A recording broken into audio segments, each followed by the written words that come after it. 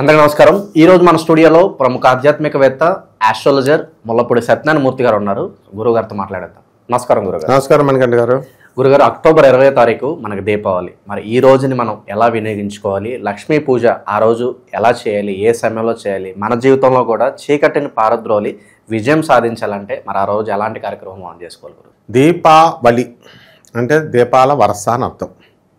ఆ రోజు చెడుని పై మంచి సాధించినటువంటి విజయం. తర్వాత దీపాలు ఎందుకు వెలిగిస్తామంటే అజ్ఞానం అంటే మనకి ఏ విషయం ఏంటో తెలీదు, ఏ పని ఎలా చేయాలో తెలీదు, దాన్నే అజ్ఞానం అంటాం. సో ఏ ప్రాసెస్ ఏదైతే ఉందో ఇలా చేయాలి అనేటటువంటి ప్రాసెస్ ఏదైతే ఉందో that is called as knowledge, అదే లైట్. అందువలన ఎప్పుడైతే ఈ దీపాల వరస మనం పెడతామో వెంటనే అజ్ఞానతిమిరాంధస్య జ్ఞానాంజన శలాకయా చక్షురున్మీలితం ఏన తస్మై శ్రీ గురవే నమః. ఆటోమేటిక్గా ఈ యొక్క దీపం వెలగగానే ఇగ్నోరెన్స్ అనేటటువంటిది పోద్ది. దాన్నే దీపావళి అంటాం.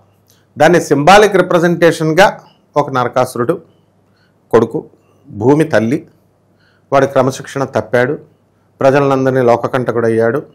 అందువలన ఆ యొక్క భూమి సత్యభామగా అవతరించి నరకాసుర సంహారం దీపావళి రోజున చేసింది అని చెప్తాం అన్నమాట. అంటే అక్కడ అర్థం ఏమిటంటే అక్కడ సత్యభామ అంటూ వేరే ఉండరు, భూమి అంటూ వేరే ఉండదు, నరకాసురుడు అంటే వేరే ఉండడు. నరకాసురుడు సింగిల్గా రాలేదు, వాడి దగ్గర లక్షల లక్షల కోట్ల మంది రాక్షస సమూహంతో వచ్చాడు. ఇక్కడ శ్రీకృష్ణుడు సత్యభామ మాత్రమే ఉన్నాడు. శ్రీకృష్ణుడు చంపలేదు, శ్రీకృష్ణుడు రథాన్ని తోలుతున్నాడు, సత్యభామ మా చేత చంపించాడు. అంటే ఆ నరకాసురుడు ఆ రాక్షస సమూహం ఎవరో కాదు, మనమే అన్నమాట. మనలో ఉన్నటువంటి కామం. అంటే ఇది కలియుగం కదా, కలియుగాన్ని ఏమంటాం మనము? కామయుగం అంటాము, కల్తీ యుగం అంటాము. మానవుడి యొక్క విద్యుత్ ధర్మం కలియుగంలో ఎలా తయారైంది? ఈటింగ్ అండ్ మేటింగ్, అంతే. తినడము, పిల్లల్ని పుట్టించడము, ఇంతే తప్ప ఇంకేం లేదు కలియుగంలో. సో అది దాన్ని లస్ట్ అంటాం. ఒక్కొక్కడికి ఎక్కువ ఉంటుంది. 4 బిల్డింగ్లు కావాలనే గ్రీడ్ ఉంటుంది, దురాశ. తర్వాత కోపము, అసూయ, అవతలవాడు ఎదిగిపోతున్నాడు, వీడి పని వీడు చేసుకోవచ్చు కదా, అవతలవాడి మీద ఎందుకో ఈర్ష్య. ఈ క్వాలిటీస్ అన్నీ కూడా మన సృష్టిలో ఎంతమంది జనం ఉన్నాం మనం? కోటాను కోట్ల మంది జనం ఉన్నాం. ఈ కోటాను కోట్ల మంది జనంలో ఒక్కొక్కడికి ఒక్కొక్క ఇలాంటి దుర్జన లక్షణాలు ఉంటాయి. ఈ సమూహమే రాక్షస సమూహం. అంతేగాని పౌరాణిక కథలాగా చెప్తారు. ఈ పురాణ గాథని మళ్ళీ వీళ్ళే ఏమంటారు? అవన్నీ పురాణాలండి, అవన్నీ నిజంగా లేవని మళ్ళీ వాళ్ళే అంటారు. కాబట్టి యాక్చువల్గా ఇదనమాట దీపావళి అంటే. అంటే మనము మన ఇంట్లో మన తల్లి, మెయిన్గా తండ్రి కృష్ణుడు, మన తల్లిదండ్రులు ఇద్దరు కూడా చెప్పినట్టు వినకపోతే మనము రూట్ తప్పుతాం, డ్రగ్స్కి అలవాటు అయిపోతాం, ఎడిక్ట్ అయిపోతాం. సిగరెట్లు, స్మోకింగ్లు, డ్రింకింగ్లు, ముండలు, ముఠాకోర్లు అన్నట్టు అయిపోతారు. సో ఇటువంటివన్నీ కూడా బ్యాడ్ హ్యాబిట్స్కి లోనై మనం పతనం అవుతాం. సో ఎవరైతే తమ తల్లిదండ్రుల మాట వింటారో అప్పుడు పతనం అనేటటువంటిది జరగదు. దాన్నే దీపం వెలిగించడం అంటే నాలెడ్జ్ మదర్ అండ్ ఫాదర్ ఇస్తారు, రిసీవింగ్ పిల్లలు తీసుకోవాలి. దీన్నే నరకాసుర వధ అంటారు. అంతేకాని పురాణాల కథల్ని ఎక్కువగా ప్రచారం చేయడం వల్ల ప్రవచనకారులు అది పురాణాలండి, అన్ని కుక్కిటి పురాణాలండి అని చెప్పడానికి అవకాశం మనం అందరికీ ఇస్తున్నాం. లాస్ట్కి నిజంగా కృష్ణుడు ఉన్నాడా, సత్యభామ ఉందా, నరకాసురుడు ఉన్నారా, పురాణాలు ఉన్నాయా, అసలు వేదాలు ఉన్నాయా, అసలు ఈ పండుగలు కూడా వేస్ట్ ఏమో అనేటటువంటి మైథలాజికల్ స్టోరీస్గా మనకి చెప్పడం వల్ల అటువంటి స్థితికి మనం వెళ్ళిపోతున్నాం. So we should be very practical. కాబట్టి అది. ఇకపోతే ఈ దీపావళి రోజున ఏం చేయాలండి అంటే తెల్లవారుజామున సూర్యోదయానికి వంటే ముందే లేవాలి. లేచిన తర్వాత మనము తలంటు స్నానం చేసుకోవాలి. నూతన వస్త్రాలు పేదవాళ్ళకు ఉండవు కదా, శుభ్ర వస్త్రాలు ధరిస్తే చాలు. ఉన్నవాళ్ళు నూతన వస్త్రాలు ధరించాలా. ముఖ్యంగా మనం ధరించడం కాదు, లేని వాళ్ళకి మనం ఇప్పించాలి కూడా. తర్వాత ఇల్లంతా కూడా ముందే శుభ్రపరుచుకుంటాం. శుభ్రపరుచుకుని ఆ రోజు దీపావళి రోజున ఉదయం 9 నుంచి 10 గంటల మధ్యలో మనము సత్యభామ కృష్ణుల్ని పూజ చేయాలి. ఇది శ్రీ సత్యభామ రుక్మిణీ సమేత శ్రీకృష్ణ పరమాత్మనే నమః అంటూ మనము ఈ పూజ మనం చేసుకోవాలి. చేసుకున్న తర్వాత కలశం పెడతాం. కలశం ఆనవాయితీ ఉన్న వాళ్ళు చేస్తారు. ఆ తర్వాత మళ్ళా సాయంత్రం అయిపోతుంది. సాయంత్రం అయిపోయిన తర్వాత ప్రదోష సమయంలో దీపాలని వెలిగిస్తాం వరుసలో. ఇప్పుడు ఒకానొక సమయంలో పల్లెటూరుల్లో కానీ సిటీల్లో కానీ దీపాల వరస ఉండేది. ఇప్పుడు ఏమైపోయిందంటే కక్కుర్తిగాళ్ళు ఎక్కువైపోయి నూనె కిలో నూనె కొనడానికి వాళ్ళు ఇన్ని దీపాల అని కరెంటు దీపాలు ఒక 20-30 సంవత్సరాల క్రితం తయారు చేశారు. ఎలక్ట్రిక్ బల్బ్స్ పెట్టేస్తున్నారు. ఆ తర్వాత ఎలక్ట్రిక్ బల్బ్స్ పెట్టేసిన తర్వాత ఇప్పుడు అవి కూడా ఎందుకంటే ఒక దీపము 2 దీపాలు వెలిగిస్తున్నారు. సో దీపము ఇది కాదు. దీపం అంటే ఏంటంటే జ్ఞానాన్ని తెచ్చుకోవడం. అది మొట్టమొదట తెలుసుకోవాలి వీళ్ళు. తెలుసుకున్న తర్వాత ఆ దీపాలన్నీ వెలిగిస్తాము. వెలిగించిన తర్వాత నైవేద్యాలు పెడతాం పూజ చేసిన తర్వాత. ఆ తర్వాత గోంగూర కాడలకి దివిటీలు కడతాం. నూనెలో దీపాలు వెలిగించి దివిటీలు కొడతాం. దివిటీలు కొట్టిన తర్వాత మందుగుండు సామాను కాలుస్తాం. మందుగుండు సామాను కూడా అయిపోయిందంటే అన్హెల్దీ కాంపిటీషన్ ఎక్కువైపోయింది. పక్క వాళ్ళు కాలుస్తున్నారని వాళ్ళకంటే ఎక్కువ కాల్చాలని చెప్పేసి వీళ్ళు ఇలా రకరకాలుగా పెరిగిపోయి లాస్ట్కి ఏం జరిగింది, ఈ యొక్క పొల్యూషన్కి, ఎయిర్ పొల్యూషన్, సౌండ్ పొల్యూషన్కి దోహదపడింది. ఇప్పుడు ఈ యొక్క అది కూడా చేయట్లేదు. ఇప్పుడు రేట్లు ఎక్కువైపోయి మందుగుండ సామాను కూడా రాత్రి 1 గంట వరకు కూడా వెలుగుతూ ఉండేది. తర్వాత అసలైన మెయిన్ పాయింట్ ఏంటంటే మార్వాడీలు అర్ధరాత్రి 12 గంటలకి మహాలక్ష్మి పూజ చేస్తారు.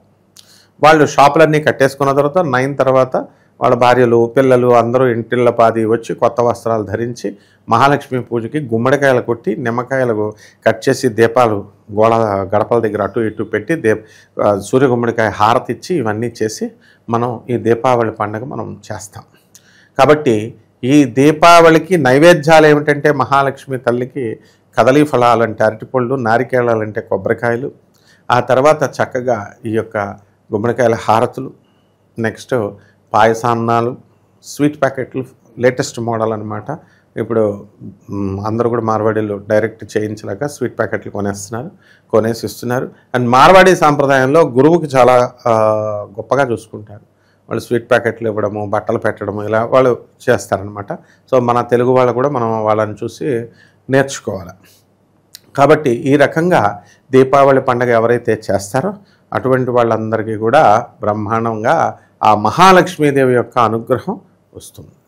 గురుగారు, ధనానికి ఇబ్బంది పడే వాళ్ళు ఎవరన్నా ఉంటే కనుక ఆ రోజు విశేషంగా ఏమన్నా పరిహారం చేసుకుంటే బాగుంటుందా? రూపాయి నిలవట్లేదని బాధపడతారు కదా దీపావళి రోజు. రూపాయి నిలబట్లేదండి అనేటటువంటిది ఒళ్ళు కొవ్వు అనమాట. అంటే తక్కువ శాలరీ ఉన్నవాడు బతుకుతున్నాడు, 10,000తో ఉన్నవాడు బతుకుతున్నాడు. 3 లక్షల శాలరీ 10 లక్షలు సంపాదించేవాడు వీడికి రూపాయి నిలబట్లేదు అంటున్నాడు. 10,000 వాడు ఎలా బతుకుతున్నాడు? 2 లక్షలు 3 లక్షలు అంటే లగ్జరీస్కి అలవాటు అయిపోయారు. వితౌట్ ఏసీ ఈ రోజున ఎవడు ఉండట్లేదు. వితౌట్ కార్, ఇంటికొక కార్ అయిపోయింది. మనిషికొక కారు కాదు, మనిషికొక కారు అయిపోయింది, ఇంటికొక కారు కాదు, ఇంటికొక సెల్ ఫోన్ లాగా అయిపోయింది. సో ఈఎంఐలు కట్టాలి. ఒక ఇల్లుతో తృప్తి పడట్లేదు, 2-3 ఇల్లులు. ఈ రకంగా మనమే పెంచుకోవడం వల్ల ఇది వాళ్ళకి దురాశ అనేటటువంటిది పెరిగిపోయి మనం ఈఎంఐలు కట్టడం వల్ల ఇబ్బంది పడుతున్నారు. దీనికి తప్పకుండా పరిహారం ఉంది. ఆ పరిహారం ఏమిటంటే మనము ఈ యొక్క రావి చెట్టుకి మనము పూజ చేసుకోవాలి, మేడి చెట్టుకి పూజ చేసుకోవాలి. చేసిన తర్వాత రావి చెట్టుకి మనము ప్రదక్షిణాలు 108 ప్రదక్షిణాలు చేయాలి. ఐశ్వర్యాన్ని ఇచ్చేటటువంటి వాడు శనీశ్వరుడు. ఓం శనేశ్వరాయ నమః అంటూ చేయాలి. మేడి చెట్టుకి చుట్టూ ఓం దత్తాత్రేయాయ నమః అంటూ మేడి చెట్టుకి 108 ప్రదక్షిణాలు చేసుకోవాలి. సో ఎవరైతే ఈ దీపావళి రోజున ఈ 2 చెట్లకి ప్రదక్షిణాలు చేసుకుంటారో, అలాగే క్రమేపీ శనివారం నాడు 108 ప్రదక్షిణాలు, అలాగే గురువారం నాడు ఓం దత్తాత్రేయ నమః అంటూ మేడి చెట్టు చుట్టూ 108 ప్రదక్షిణాలు చేస్తారు. అటువంటి వాళ్ళందరికీ కూడా మనకి ఈ యొక్క పరిహారంతో ధనం అనేటటువంటిది ఎబ్బడి ముబ్బడిగా వస్తుంది. ఆ రోజు విశేషంగా గురుగారు చేయకూడని పనులు అంటే ఏం చెప్తారు? దీపావళి రోజు పొరపాటును కూడా ఈ పనులు చేయొద్దంటే ఏం చెప్తారు? పండగ రోజున దేవుణ్ణి పూజించాలి, మేటింగ్ చేయకూడదు, అంటే బ్రహ్మచర్యం పాటించాలి. ఆ తర్వాత తాగకూడదు. ధూమపానము, డ్రగ్ ఎడిక్షన్స్ ఇలాంటి వాళ్ళు ఉన్నటువంటి వాళ్ళు మత్తు పదార్థాలను దూరంగా పెట్టమంటాం. ఏంటంటే సమ్ సాక్రిఫైస్ చేయాలి. ఆ రోజు తినడము తక్కువ తినమంటారు, మితాహారం తినమంటారు. ఎందుకు? ఎక్కువ తింటే నిద్ర వస్తుంది. ఇంకా దేవుడిని ఏం కేర్ చేస్తాం, దేవుడిని ఏం ఆలోచిస్తాం. ఆ రోజు ముఖ్యంగా చేయాల్సింది పేదవాళ్ళకి అందరికీ కూడా అన్నదానం చేసుకోవాలా, వస్త్రదానం చేసుకోవాలా.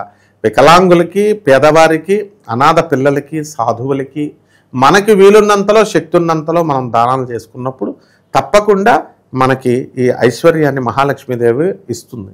కేవలం పసుపు కుంకాలు వేసేసి 10 రూపాయలతో ప్రదక్షిణాలు ఫ్రీగా చేసేసి డబ్బున్నటువంటి వాళ్ళు బీరువాల్లో దాచేసి డబ్బులుంటే ఆ డబ్బులు నిలవవు. పేదవాళ్ళ లక్ష్మీదేవి ఆగ్రహిస్తుంది. ఐదర్ ఇన్కమ్ ట్యాక్స్ వచ్చి పట్టుకెళ్ళిపోతుంది, లేదా దొంగలైనా వచ్చి పట్టుకెళ్ళిపోతారు. వీడికి ఏం ప్రయోజనం ఉండదు. కాబట్టి ప్రపోర్షనేట్గా వీడు 10% ఆఫ్ ది ఇన్కమ్స్ పేద ప్రజలకి ప్రతి నెల కూడా ఖర్చు పెట్టాలి. ఈ పరిహారం కనుక చేయకూడనటువంటిది ఏమిట్రా అంటే కలియుగం కలి యొక్క చేతుల్లోకి వెళ్ళకూడదు. కలి ఏం చేస్తాడు? వాచాలత్వము అంటే నోరు తిట్లు, నోరు వాడి మీద వీడి మీద చాడీలు చెప్పుకోవడం, అసూయపడడం అండ్ శృంగారత్వం, ఈ రెండే అనమాట. ఈటింగ్ అండ్ మేటింగ్ కలియుగం ప్రిన్సిపల్. గరీబీ హటావో ఎలాగైతే ఇందిరాగాంధీ గారి స్లోగను, ఇది కనుక ఈ రెండు మానేస్తే దీపావళి రోజున మహాలక్ష్మి తల్లి బ్రహ్మాండంగా మీకు అనుకున్నవన్నీ చేస్తుంది. సో ఓవరాల్గా దీపావళి రోజు అన్ని విధాలా మనం కలిసి రావాలంటే ఎలాంటి కార్యక్రమాలు నిర్వహించాలో మీ మాటలు అద్భుతంగా వివరించారు. ధన్యవాదాలు. ధన్యవాదాలు.